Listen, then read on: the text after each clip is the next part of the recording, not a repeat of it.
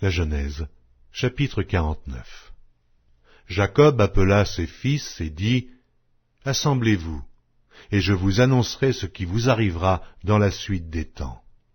Rassemblez-vous et écoutez, fils de Jacob, écoutez Israël, votre père. Ruben, toi, mon premier-né, ma force et les prémices de ma vigueur, supérieur en dignité et supérieur en puissance, impétueux comme les eaux, tu n'auras pas la prééminence, car tu es monté sur la couche de ton père. Tu as souillé ma couche en y montant. Siméon et Lévi sont frères, leurs glaives sont des instruments de violence.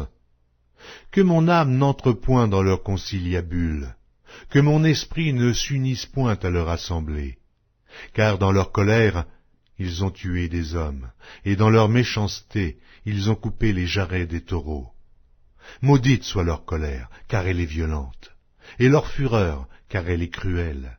Je les séparerai dans Jacob, et je les disperserai dans Israël. Judas, tu recevras les hommages de tes frères. Ta main sera sur la nuque de tes ennemis. Les fils de ton père se prosterneront devant toi. Judas est un jeune lion. Tu reviens du carnage, mon fils. Il ploie les genoux. Il se couche comme un lion, comme une lionne. Qui le fera lever?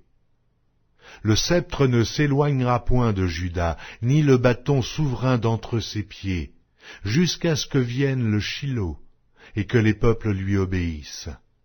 Il attache à la vigne son âne, et au meilleur cep le petit de son ânesse. Il lave dans le vin son vêtement, et dans le sang des raisins son manteau. Il a les yeux rouges de vin, et les dents blanches de lait. Zabulon habitera sur la côte des mers. Il sera sur la côte des navires, et sa limite s'étendra du côté de Sidon. Issachar est un âne robuste, qui se couche dans les étables. Il voit que le lieu où il repose est agréable, et que la contrée est magnifique, et il courbe son épaule sous le fardeau. Il s'assujettit à un tribut. Dan jugera son peuple, comme l'une des tribus d'Israël. Dan sera un serpent sur le chemin, une vipère sur le sentier, mordant les talons du cheval pour que le cavalier tombe à la renverse. J'espère en ton secours, ô Éternel. Gad sera assailli par des bandes armées, mais il les assaillira et les poursuivra. Azer produit une nourriture excellente, il fournira les mets délicats des rois. Nephtali est une biche en liberté, il profère de belles paroles. Joseph est le rejeton d'un arbre fertile, le rejeton d'un arbre fertile près d'une source. Les branches s'élèvent au-dessus de la muraille. Ils l'ont provoqué, ils ont lancé des traits. Les archers l'ont poursuivi de leur haine. Mais son arc est demeuré ferme, et ses mains ont été fortifiées par les mains du puissant de Jacob. Il est aussi devenu le berger, le rocher d'Israël. C'est l'œuvre du Dieu de ton père qui t'aidera. C'est l'œuvre du Tout-Puissant qui te bénira. Des bénédictions des cieux en haut, des bénédictions des eaux en bas, des bénédictions des mamelles et du sein maternel. Les bénédictions de ton père s'élèvent au-dessus des bénédictions de mes pères, jusqu'à la cime des collines éternelles. Qu'elles soient sur la tête de Joseph, sur le sommet de la tête du prince de ses frères. Benjamin est un loup qui déchire. Le matin, il dévore la proie, et le soir, il partage le butin. Ce sont là tous ceux qui forment les 12 tribus d'Israël. Et c'est là ce que leur dit leur père en les bénissant. Il les bénit, chacun selon sa bénédiction.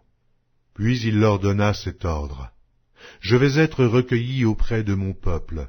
Enterrez-moi avec mes pères, dans la caverne qui est au champ d'Éphron, le Héthien, dans la caverne du champ de Macpéla, vis-à-vis de Mamré, dans le pays de Canaan. C'est le champ qu'Abraham a acheté d'Éphron, le Héthien, comme propriété sépulcrale. Là on a enterré Abraham et Sarah sa femme, là on a enterré Isaac et Rebecca sa femme, et là j'ai enterré Léa. Le champ et la caverne qui s'y trouvent ont été achetés des fils de Heth. Lorsque Jacob eut achevé de donner ses ordres à ses fils, il retira ses pieds dans le lit. il expira et fut recueilli auprès de son peuple.